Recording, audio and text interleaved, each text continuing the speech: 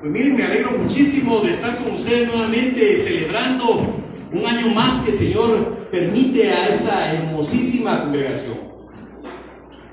Más de 20, ¿cuántos años, pastor? 23 años, ¿verdad? 23 años. Incluso veo muchos jóvenes aquí que tal vez ni 23 años tienen, ¿verdad? Pero gloria a Dios, porque Dios ha permitido levantar un pueblo que es fiel. Y hoy quiero compartir con ustedes la palabra del Señor. ¿Cuántos trajeron Biblia? ¿Amén? Aunque sea electrónica. ¿Quiénes tienen Biblia escrita? Que me la levanten. Muy bien, muy bien, muy bien. Ah, gloria a Dios, bastantes. ¿Quiénes traen Biblia electrónica en su teléfono? Que lo pongan ahí en alto. Hermano, muy bien. ¿Algún otro que lo traiga allá, que tenga su Biblia en el teléfono? Gloria a Dios, hermana. Lo importante es que tengamos la Biblia y que la leamos, que meditemos en ella y que la pongamos por obra. Este es el manual que el Señor nos dejó con su propia palabra. No hay libro más importante en el mundo que este, porque aquí nos da las instrucciones para caminar de acuerdo a su voluntad. Hoy vamos a reflexionar y vamos a meditar, y quiero que me acompañen por favor a la carta del apóstol Pablo a los Efesios, al capítulo 4 y versículos 1 en adelante. Y les doy tiempo para que todos estemos en comunión para compartir la palabra del Señor. La carta a los Efesios, capítulo 4, del versículo 1 en adelante. Y doy tiempo ahí para que todos estemos en el mismo sentido y podamos ver la palabra del Señor. Me dicen amén cuando lleguen. Amén. Bueno, como ya me dijeron amén, algunos, ¿verdad? Te voy a pedir el que primero dijo amén, que venga aquí conmigo, vamos a leer la palabra del Señor. Creo que fue un varón. Que se levante, sin temor, y que venga acá a leer la palabra del Señor conmigo. No tengan temor, hermanos. Hola, mujer que ya tiene la cita bíblica, que vengan, vamos a leer, no tengan temor, vamos a leer la palabra del Señor. O un varón, voy a llamar primero a un varón. Hermana, yo no le quito el impulso, vengas en el nombre de Jesús. Vamos a leer la palabra del Señor aquí. Efesios, vamos a leer, hermanas, Dios le bendiga. El capítulo 4, del versículo 1 al 3. Buenas noches, hermanos. La palabra del Señor sería así, en el nombre del Padre, del Hijo y del Espíritu Santo. Amén. Efesios, la unidad del Espíritu. Yo pues, preso en el Señor, os ruego que andéis como es digno de la que es digno de la vocación con que fuisteis llamados, con toda humildad y mansedumbre, soportándonos con paciencia los unos a los otros en amor, solícitos en guardar la unidad del Espíritu en el vínculo de la paz. Un aplauso para la hermana, por favor. Miren, mujeres valientes, ¿verdad? Pues qué bendición. Hoy vamos a reflexionar acerca de la unidad del Espíritu. Los que traen su Biblia y tienen Reina Valera, pues tienen un titulito ahí, ¿verdad? Que dice la unidad del Espíritu. Y quiero que reflexionemos con esto, porque es algo sumamente importante. Porque hay diferentes tipos de unidad. El mundo quiere que nos unamos con ellos. Hay relaciones donde nos piden que nos unamos en yugo desigual con los incrédulos. Y hay unidades que Dios nos dice que no debemos andar. Pero Dios nos dice que hay una unidad que debemos de buscar. Y es la unidad en el Espíritu. Y el apóstol Pablo nos dice: yo pues preso en el Señor, os ruego que andéis como es digno de la vocación con que fuiste llamado. El apóstol Pablo, cuando nosotros oímos, o si alguien tiene un ejemplo en el Nuevo Testamento de alguien que fue un discípulo fiel del Señor, tenemos varios ejemplos, pero uno de ellos definitivamente fue Pablo. Un hombre que una vez que tuvo un encuentro con el Señor, cambió su vida. Para él no hubo medias tintas. Para él no hubo, yo voy a la iglesia, pero sigo emborrachándome los fines de semana. Para él no fue, sí, creí en el Señor, pero al amante todavía no la dejo. No. Para él fue un antes y un después. Y Pablo nos escribe esto y dice: yo pues, preso en el Señor. Y es interesante porque el apóstol Pablo estuvo preso físicamente en las cárceles romanas. Pero él, aún en una prisión por causa de Cristo, no se sentía preso. Porque él era libre en el Espíritu. Cristo lo había hecho libre. Pero acá nos dice algo interesante: yo pues, preso en el Señor.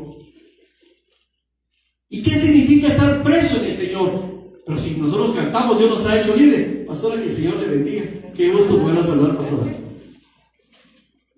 ¿Qué significa estar preso en el Señor? Preso en el Señor es que nosotros decidimos voluntariamente estar en Él y no salirnos de Él. Que una vez que lo conocimos, encontramos en Él todo lo que necesitamos. Y Pablo dice: yo pues, preso en el Señor, os ruego que andéis como es digno de la vocación con que fuiste llamados. Y entonces él hace una rogativa. ¿Eso qué quiere decir? Que no todos los que están en el Señor están caminando dignamente. Miren qué interesante esto.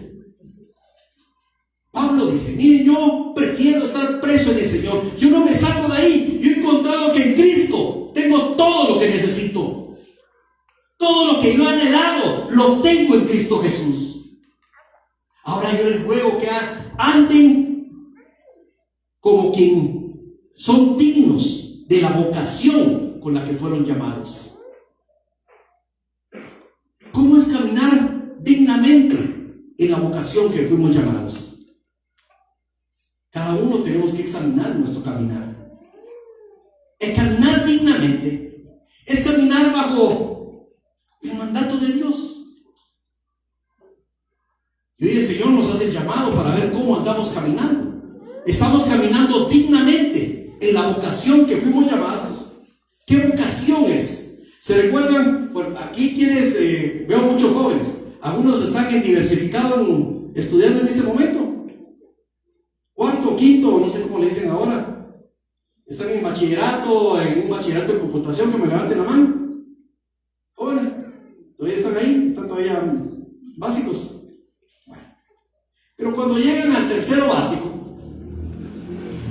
hay incluso exámenes vocacionales, o cuando uno sale ya de la secundaria para pasar a la universidad, para saber cuál es la vocación, cuál es el llamado que uno tiene para servir en su vida.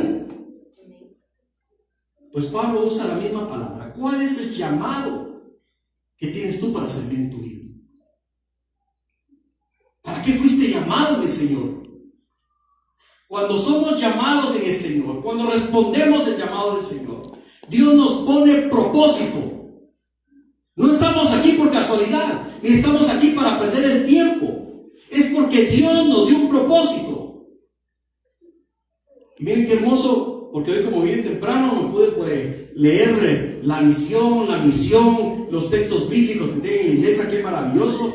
Y yo no había visto, o sea, no tenían desde antes, pastor, la visión, no, ¿verdad? Se acaban de poner. Pero miren qué maravilloso, ¿verdad? Y miren qué visión más tremenda la que se tiene. Pero hay un propósito, hay una vocación como iglesia. Ahora estamos siendo dignos de ese llamado. Y esa es la pregunta que hace Pablo. Y dice: les ruego que anden dignamente.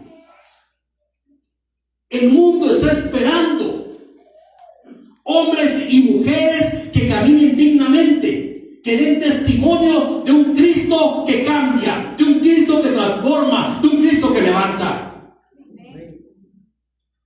Y muchos han sido decepcionados por el testimonio de algunos que, diciéndose cristianos, no no andan caminando en luz.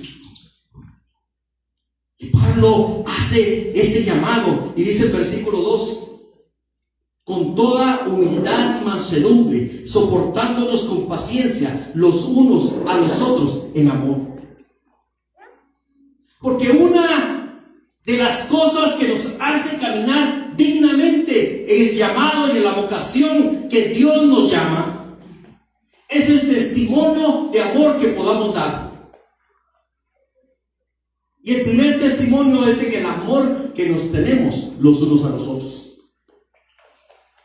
Pero dice más aquí, porque dice: con toda humildad y mansedumbre, soportándonos con paciencia los unos a los otros en amor. Y miren qué palabras, porque la verdad, la Biblia a mí siempre me confronta.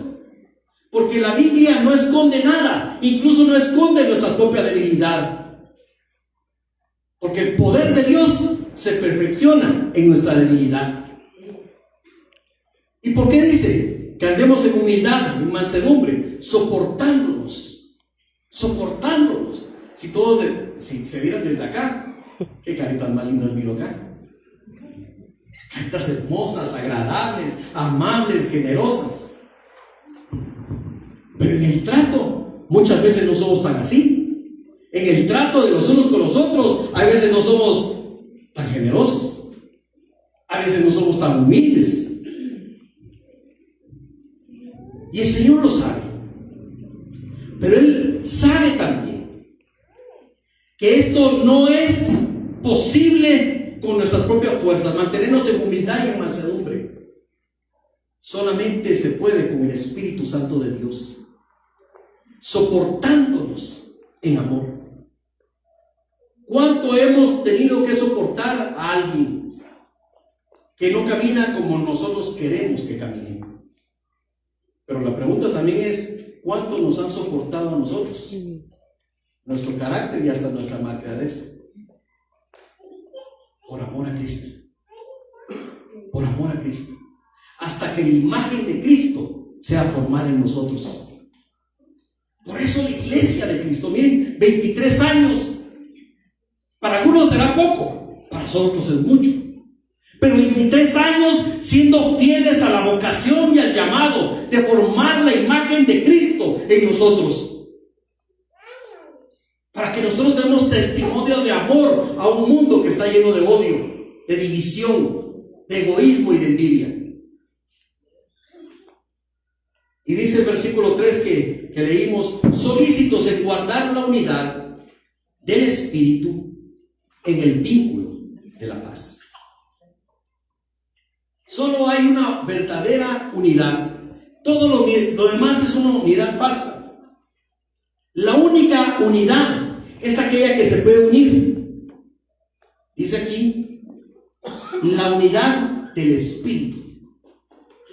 Yo siempre me pregunté, porque desde que el Señor me llamó a servir, el Señor me llamó a trabajar en la unidad del cuerpo de Cristo en Guatemala, de la iglesia evangélica en Guatemala.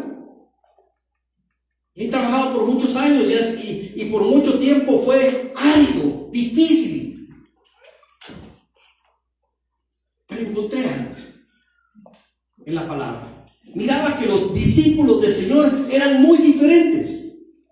Eran gente que tenían profesiones diferentes, que tenían carácter diferente, temperamentos diferentes.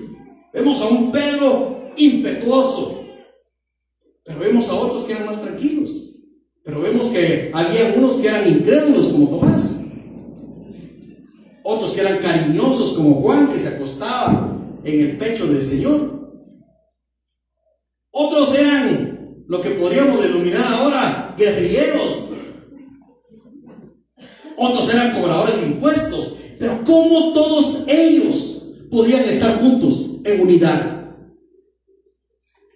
Cuando agarramos un grupo y nos miramos aquí, todos venimos de trasfondos diferentes, de crianzas diferentes. Algunos, sus papás los trataron con gran amor y cariño, y otros fueron criados a puros golpes, con necesidades y carencias.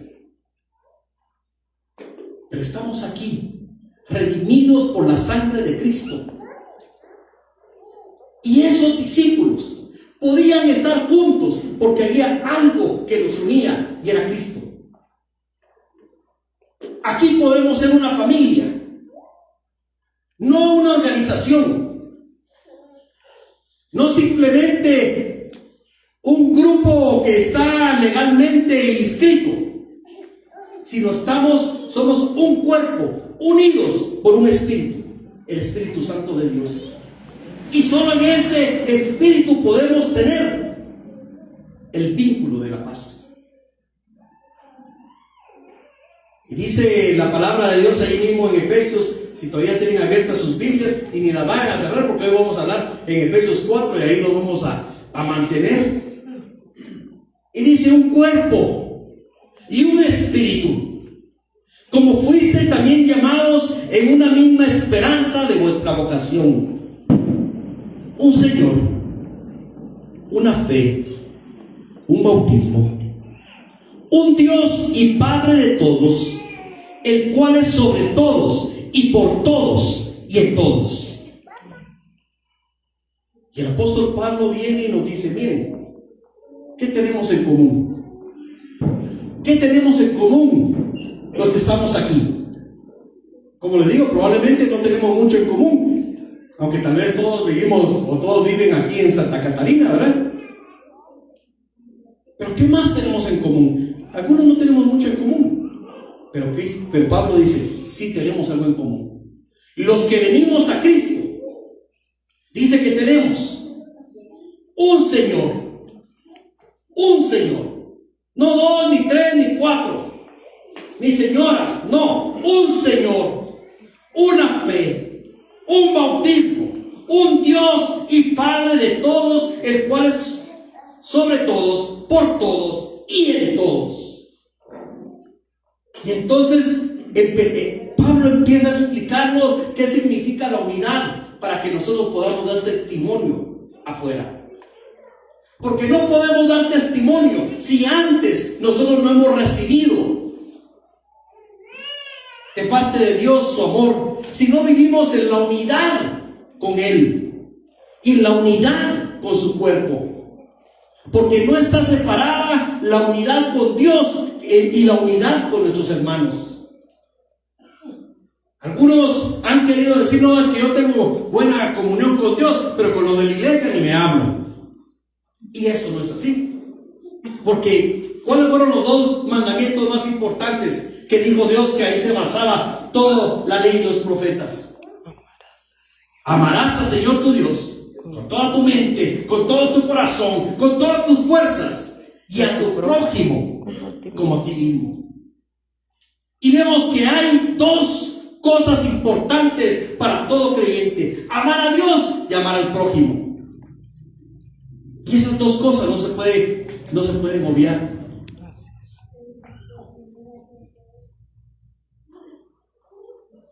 Y dice la palabra de Dios, versículo 7: pero a cada uno de nosotros fue dada la gracia conforme a la medida del don de Cristo. Por lo cual dice, versículo 8: subiendo a lo alto, llevó cautiva a la cautividad y dio dones a los hombres. Y eso de que subió, ¿qué es? Sino que también había descendido primero a las partes más bajas de la tierra. El que descendió es el mismo que también subió por encima de todos los cielos para llenarlo todo. Pablo nos va explicando algo de la unidad, pero cada vez va profundizando más. ¿Y por qué se dedica a hablarnos de la unidad? Porque es absolutamente esencial que tú y yo tengamos unidad con Cristo, y por medio de Cristo tengamos unidad con los hermanos. Y nos viene explicando, dice que a cada uno de nosotros, no hay aquí un hombre, una mujer, un niño, una niña que no haya venido a Cristo, que no haya recibido un don de Dios cuando vino a Él. Porque dice a cada cada uno de nosotros fue dada la gracia conforme a la medida del don de Cristo. Ahora, ¿por qué recibimos gracia? No fue por nuestro mérito. Fue por la medida del don de Cristo. Fue porque Cristo pagó el precio, que vino la gracia y el don a nosotros. No es el don que Dios nos ha dado para servir, para que los demás vean en nosotros la capacidad de Dios. No es porque nosotros no lo hayamos ganado, es por lo que Cristo ganó en la cruz del Calvario. Amén. Y entonces dice, y miren, nos explica cómo fue que el don vino a nosotros. Por lo cual dice, subiendo a lo alto, llevó cautiva a la cautividad y dio dones a los hombres. Y eso de que subió, que es, sino que también había descendido primero a las partes más bajas de la tierra. Y aquí nos empieza a dar una explicación sumamente profunda de la muerte y la resurrección de Cristo. Porque dice aquí la palabra que Él descendió a las partes más bajas de la tierra. ¿Y cuándo descendió? En su muerte. Pero nos dice más. Nos dice que subió a lo alto llevando cautiva a la cautividad. ¿Y qué? ¿Cuál es esa cautividad que Él se llevó cautiva para los cielos?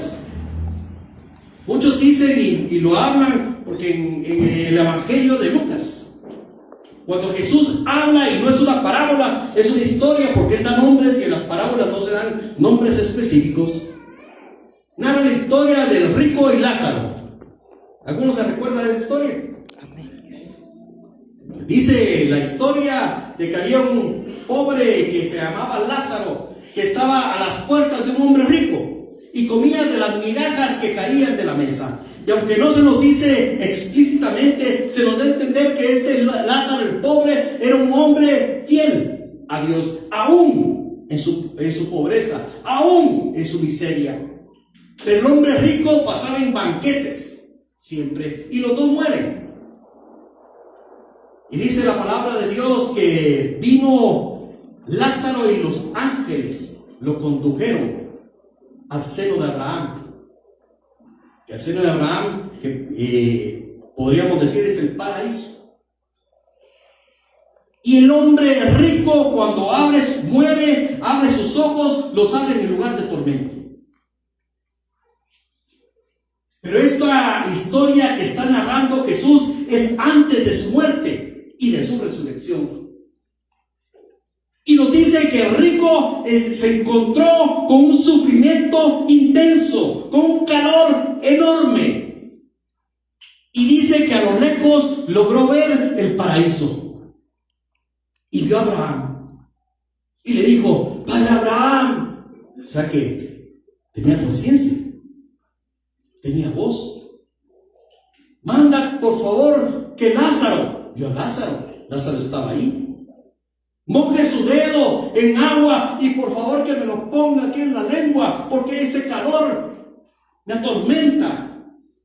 Y Abraham le dijo, no, porque hay una cima, y es cima con S. Cima con S es un barranco, cima con C es una montaña. Hay una cima que nos divide, que no nos impide a nosotros pasar allá y a ti pasar para acá.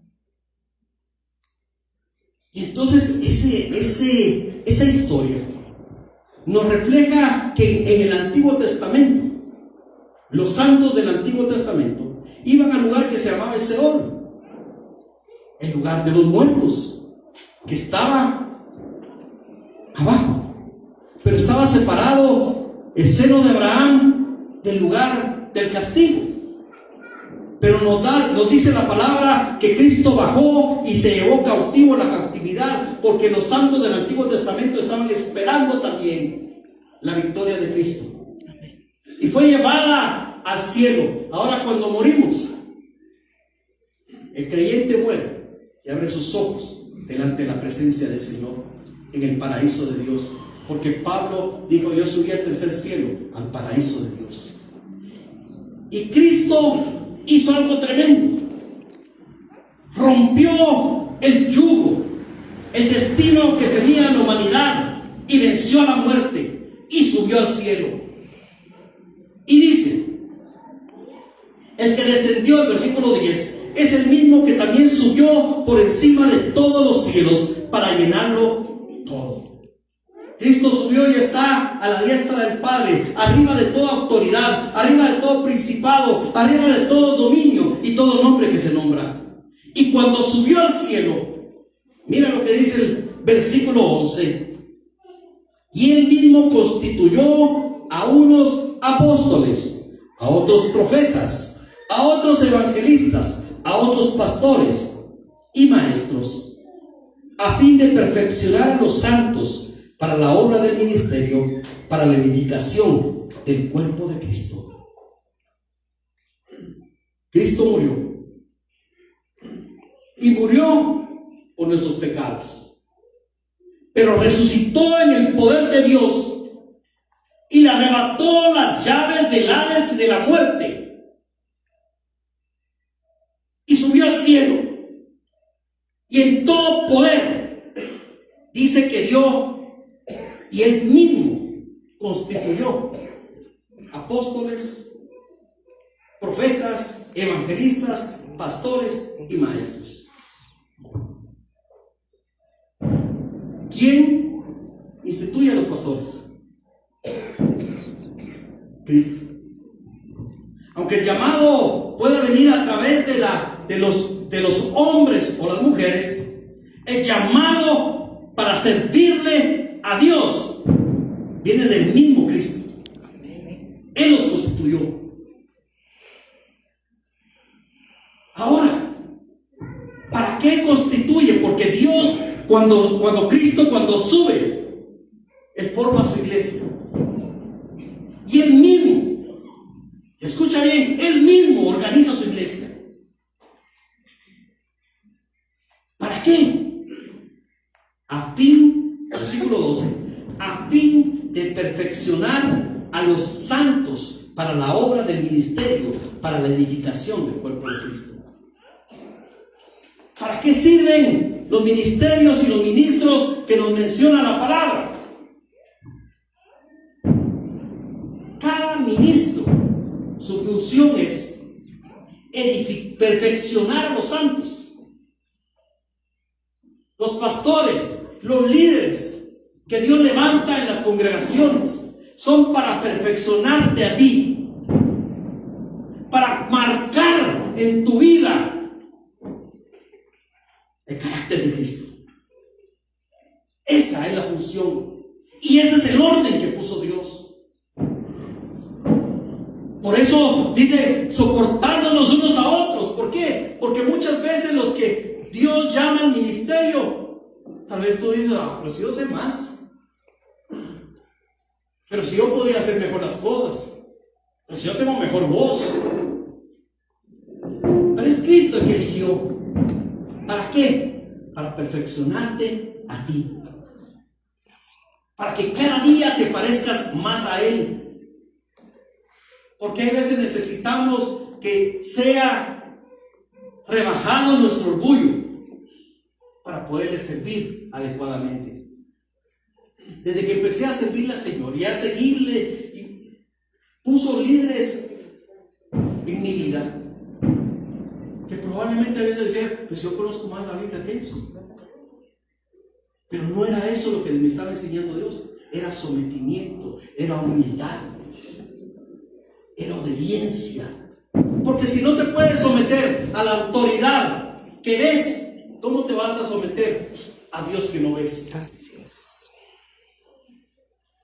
Y dice, a fin de perfeccionar a los santos, versículo 12, para la obra del ministerio, para la edificación del cuerpo de Cristo, hasta que todos lleguemos a la unidad de la fe y del conocimiento del Hijo de Dios, a un varón perfecto, a la medida de la estatura de la plenitud de Cristo.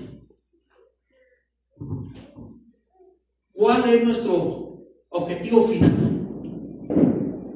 como creyentes? ¿Cuál es el objetivo final por lo que estás aquí? El objetivo final es para que lleguemos a la estatura de la plenitud de Cristo. Claro que eso, ni Pablo dijo, no lo he alcanzado todo, pero prosigo hacia la meta. Pero ese es nuestro camino. Cada día ser más como Jesús. Cada día parecernos más porque somos su cuerpo. Y esto no lo alcanzamos solos, lo alcanzamos siendo parte del cuerpo de Cristo, sometiéndonos los unos a los otros en amor, soportándonos los unos a los otros, porque ahí moldea Cristo nuestro carácter. Proverbios dice: hierro con hierro se aguza, o se hace filo. Muchas veces necesitamos a otro con quien chocar para sacar nuestro verdadero filo.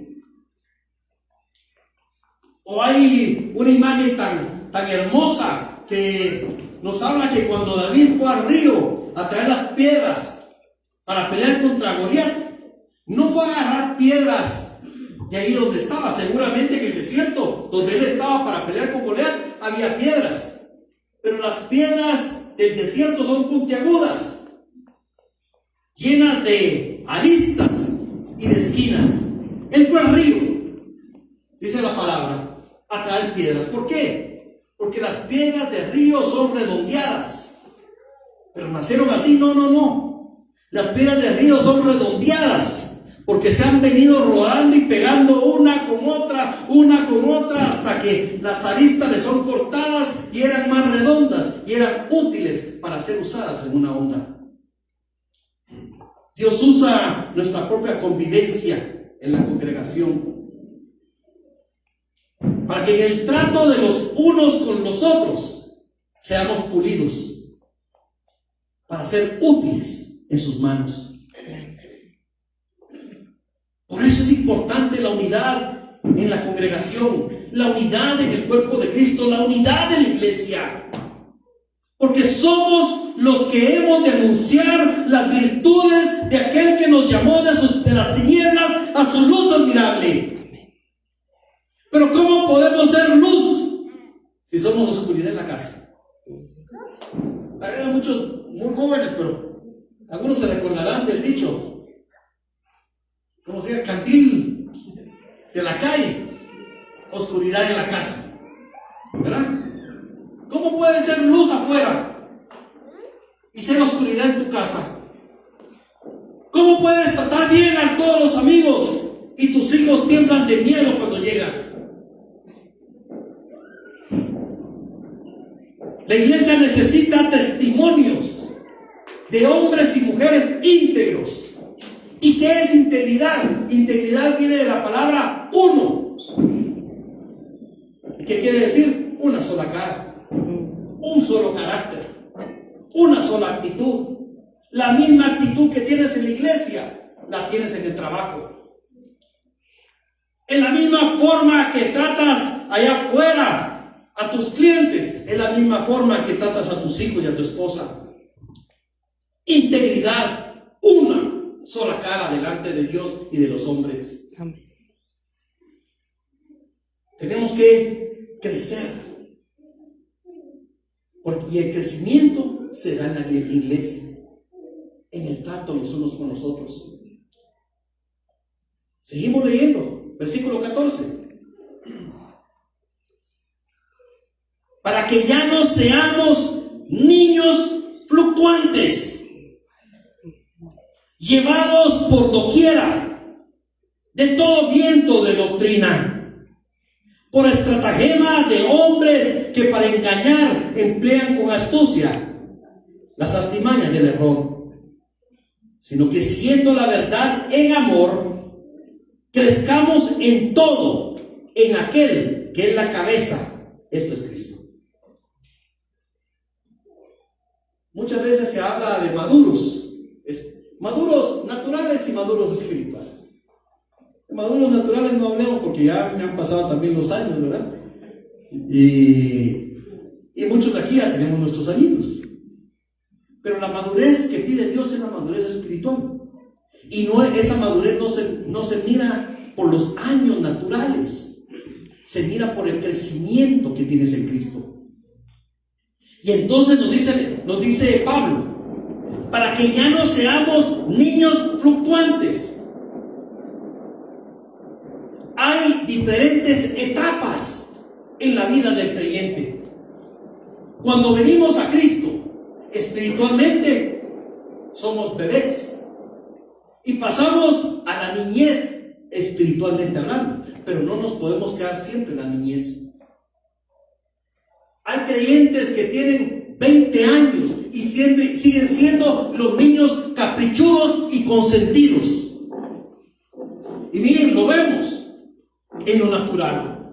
Miren que nosotros podemos entender a un niño pequeñito que hace sus berrinches, ¿verdad? Bueno, yo le hice a mi mamá también berrinches, ¿verdad? Pero me pongo de ejemplo, ¿verdad? Que me gustaba alguna cosa y le pataleaba, pero en ese tiempo sí se podía pegar y me daba mis hinchazos, ¿verdad? O mis palmadas. Y eso se puede comprender en un niño pequeño. Uno va y dice, es un niño. Pero se imagina ya un muchacho de 15, 20 años con la mamá ahí en el súper y el muchacho tirado en el suelo haciéndole una pataleta. ¿Cómo se miraría eso? Como que hasta fuera de lugar, ¿verdad?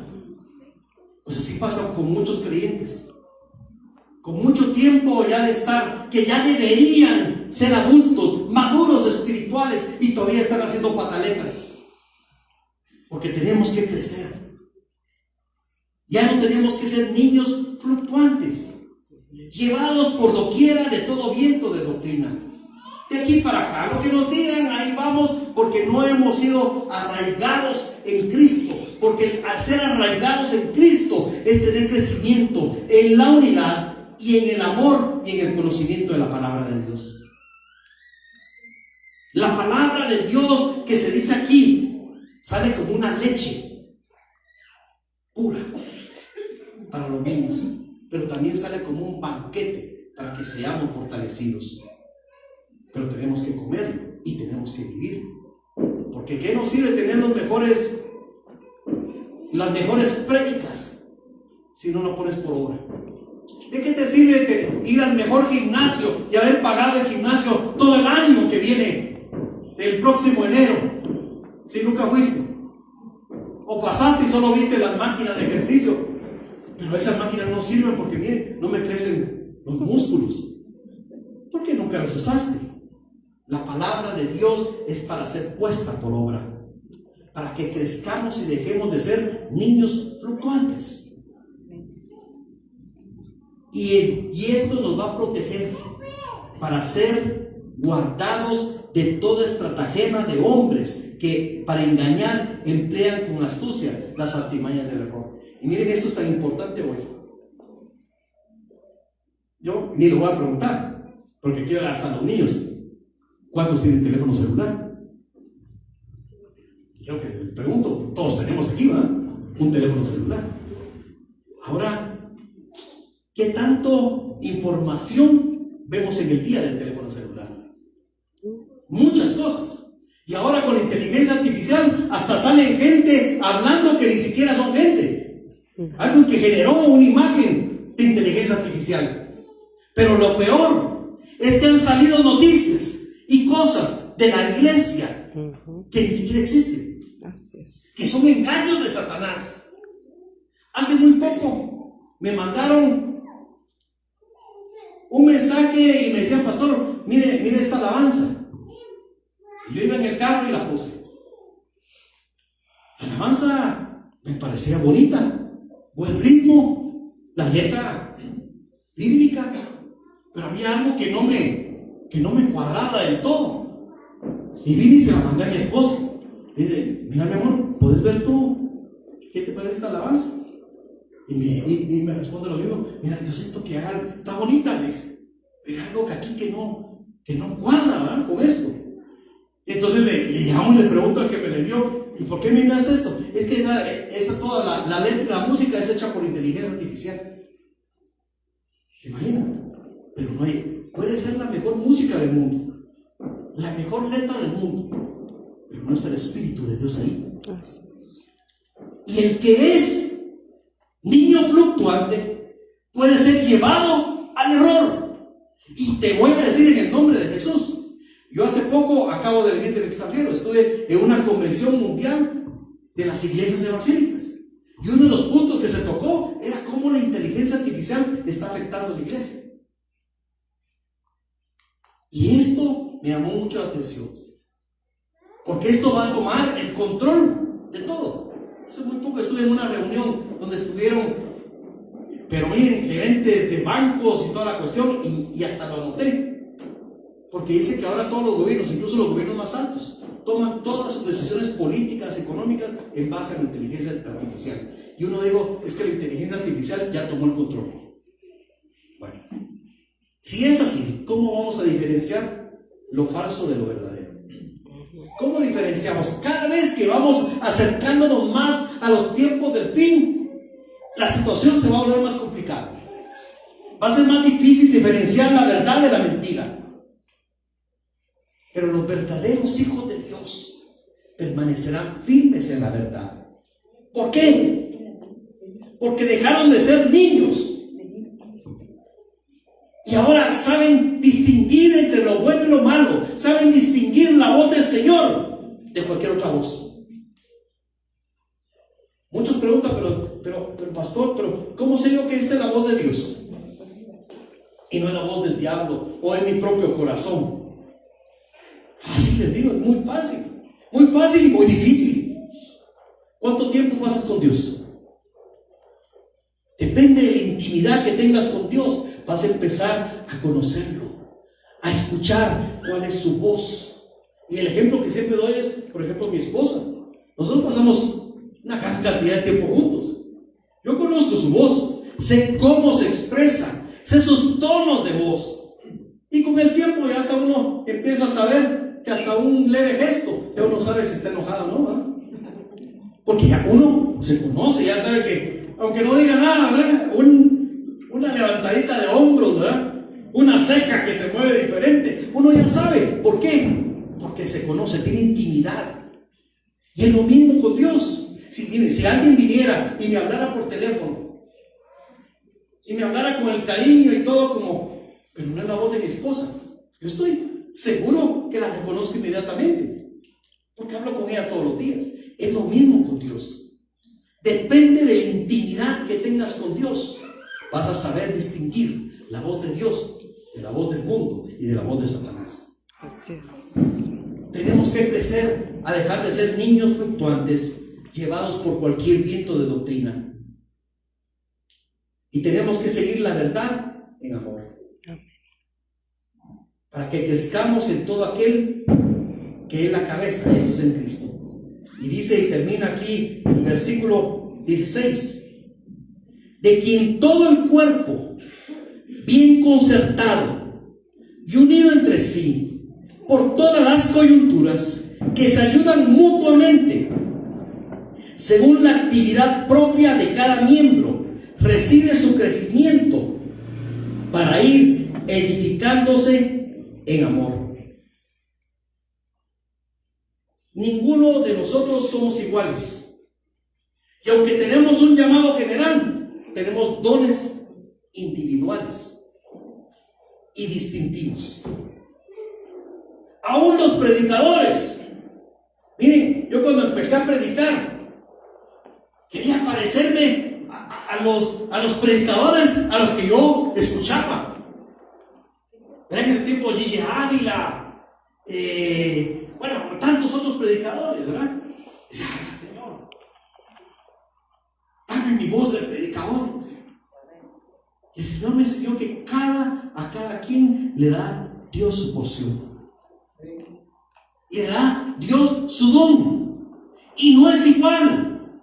¿Para qué? Para que podamos complementarnos los unos a los otros. El don que tú tienes es para edificación de otro. El don no es para que tú te lo guardes. Si eres buena sirviendo, arreglando cosas, cocinando, no es para que cocines solo para ti, ni para que adornes solamente tu casa. es para que tú sirvas y que los demás prueben del fruto del don que Dios te ha dado. Dios pone un don a cada uno, pero en orden. En orden. Dice aquí, bien concertado y unido entre sí por todas las coyunturas que se ayudan mutuamente según la actividad propia de cada miembro, recibe su crecimiento para ir edificándose en amor. Todos, absolutamente todos, no solo el pastor, no solo la pastora, son los más importantes de la iglesia, sino es el cuerpo de Cristo que camina bajo la voluntad de su Señor. Y cada uno tiene una parte por hacer. Aunque te quieras sentar en lo más escondido para no hacer nada, Dios te está llamando para ser parte del caminar del cuerpo de Cristo. Cuando yo recibí a Cristo, yo sabía que tenía un llamado, pero por varios años, como diríamos aquí en Guatemala, me hice loco. Porque estaba a punto de casarme, de hecho me casé, estaba en la universidad, estaba trabajando y hacía mucha responsabilidad, nunca dejé ir a la iglesia, pero llegábamos, era una iglesia grande, llegábamos ya con mi familia, empecé a tener mis hijos, nos estábamos hasta atrás, llegábamos ya al principio y nos íbamos rápido. Pues un día sentado hasta en la banca de atrás, estaba el pastor predicando, cuando el Señor me dio una visión. Pero estaba sentado yo con mi familia, y en ese momento Dios me trajo una visión. Y yo mismo me vi, pero me vi desde arriba, y me vi sentado en la banca. Pero cuando me vi, no me vi como era yo, naturalmente. Me vi como un gordo, pero no gordo, así cachetoncito bonito, ¿verdad? Era un obeso, como, no sé si ustedes han visto alguna vez algún programa de aquellas personas que son así, hasta enfermas, que no pueden ni salir de su cama. Me vi que me estaba hasta saliendo de la banca del obeso que era. Y el Señor me habló y me dijo: te he estado alimentando y no has hecho nada con los dones que te he dado. Pero miren, fue un impacto tremendo. En ese momento me levanté, es que estaba predicando, y me salí a una iglesia grande a ver en qué servía. Y ahí, desde ahí, no he dejado de servir al Señor. ¿Qué has hecho con el don que Dios te ha dado? Con el don que ha puesto en tus manos. ¿Lo has puesto al servicio del Señor o lo estás guardando? Como aquel que guardó el talento en la tierra, ¿verdad? El Señor nos va a pedir cuentas. Porque lo que tú tienes, no lo tiene nadie más. La palabra que Dios te ha dado, el don que Dios te ha dado, no lo tiene otra persona. Y te lo dio con la responsabilidad de que juntamente y concertados con el resto del cuerpo, el cuerpo pueda funcionar adecuadamente. Estamos en tiempos, hermanos, y se los voy a decir, tiempos peligrosos, como decía. Estamos en tiempos peligrosos. No podemos dejar de saber que hay importancia en servirle a Dios y en que nosotros nos podamos someter los unos a los otros. Uno de los grandes problemas que tiene todo creyente es el sometimiento a Dios y al prójimo. Y entonces hay rebelión, y entonces hay el querer dar golpe de estado. No, esto no lo podemos hacer nosotros, porque en esto nosotros aprendemos a caminar con Dios. Y por eso yo voy a terminar con una cita, o dos citas mejor. Hebreos 13:17. Si quieren buscarlo conmigo, le damos tiempo. Hebreos 13:17.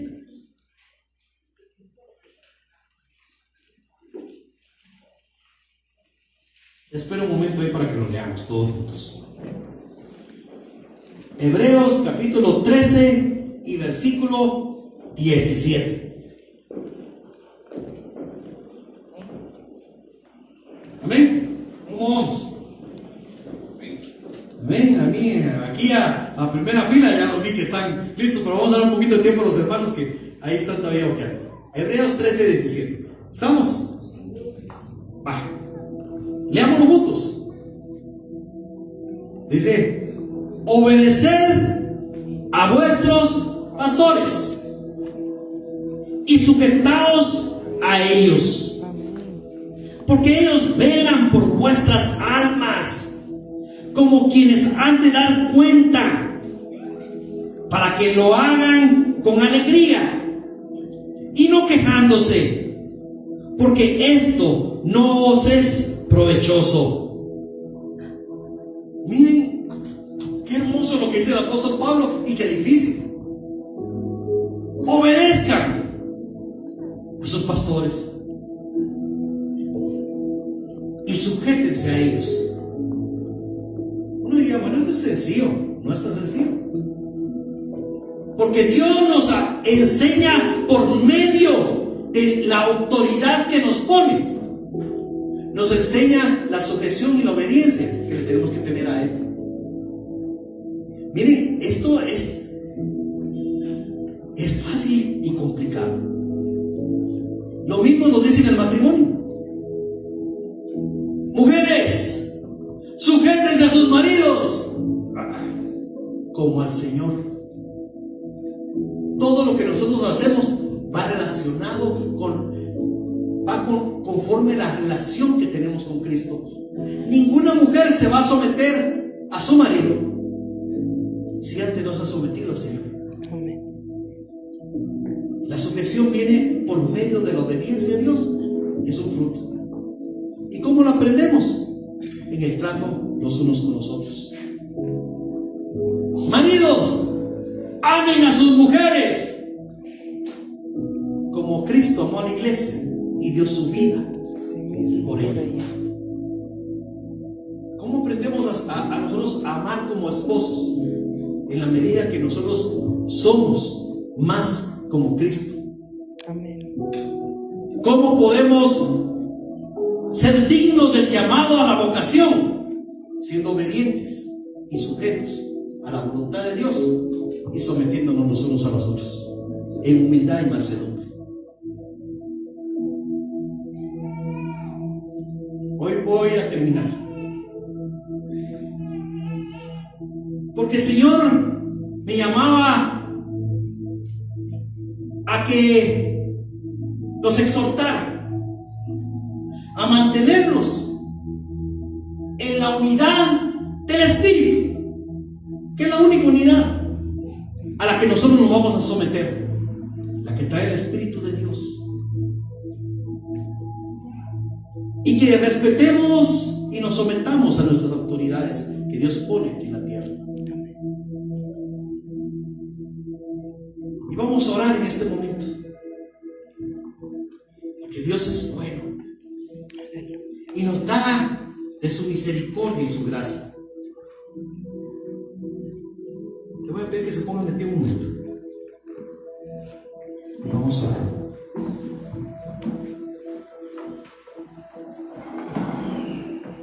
Padre, hoy agradecemos, Señor, tu gracia y tu favor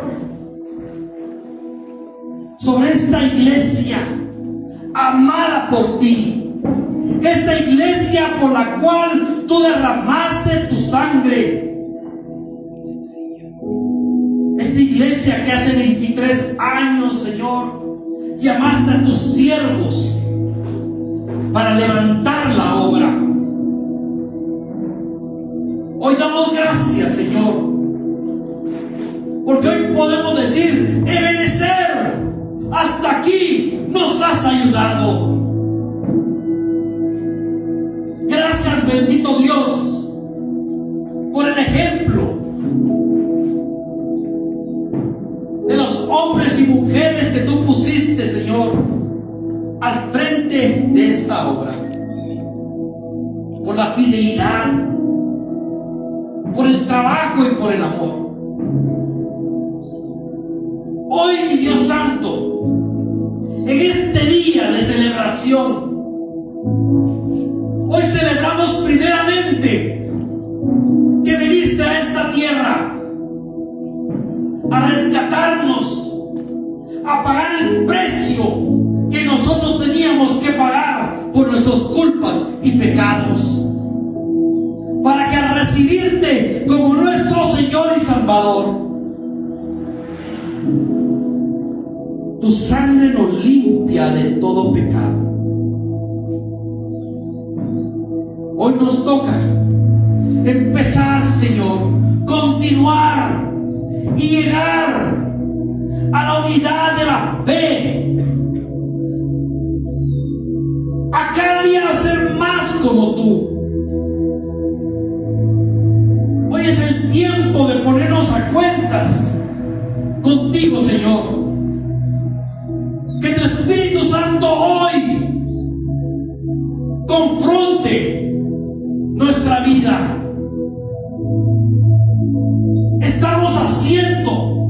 Estamos poniendo por obra el don que fue depositado en nosotros, o lo hemos tenido guardado. Estamos siendo dignos del llamado que Dios ha puesto en nuestra vida, o nos hemos estado escondiendo del llamado.